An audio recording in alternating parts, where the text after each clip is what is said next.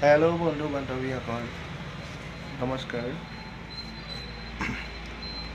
মই অলপমান আগতে এজন মানুহৰ BP চাই আছিলোঁ। ভাবিলোঁ যে এটা ব্লাড প্ৰেছাৰৰ বিষয়ে ভিডিঅ' বনাই দিওঁ। বহুত মানুহৰে এটা ভ্ৰান্ত ধাৰণা আছে। ভ্ৰান্ত মানে কি, 120/80 হ'লে নৰ্মেল বুলি ভাবে বহুতে।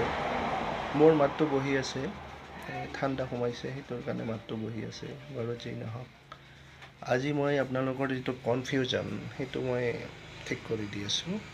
চাব, BP চাওক।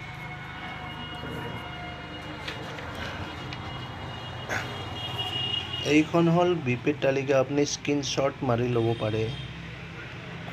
কোনটো বয়সত কিমান হ'লে কিমান হয়, ইয়াত মই ভালদৰে লিখি দিছোঁ চাব। ইয়াত হ'ল মাহৰ পৰা 12 মাহলৈকে। এইটো হ'ল আপোনাৰ মিনিমাম, থাকিব লাগে, আৰু এইটো হ'ল নৰ্মেল, আৰু এইটো হ'ল মেক্সিমাম, মানে ইয়াতকৈ ওপৰত হ'ব নালাগে। এইটো যে দেখিছে, মাহৰ পৰা 12 মাহৰ ভিতৰত এইটো হ'ল S, মানে চিষ্টলিক। ওপৰতটোক চিষ্টলিক বুলি কয়, তলতটোক ডিষ্টলিক বুলি কয়।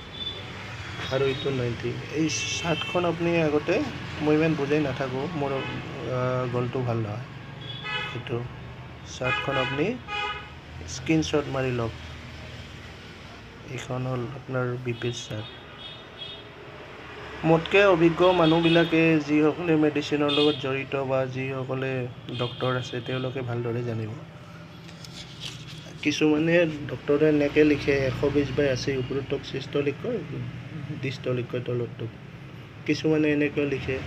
আৰু এটা কথা, BP লিখোঁতে এই পিছফালে MMHZ বুলি থাকে। ইয়াৰ অৰ্থ কি জানেনে?